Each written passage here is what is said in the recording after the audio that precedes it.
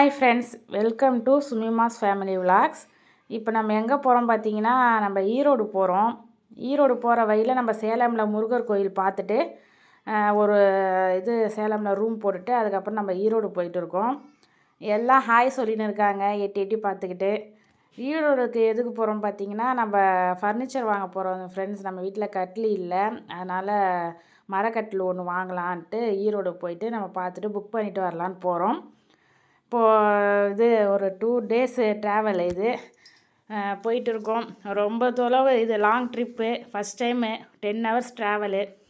Okay friends, thank you.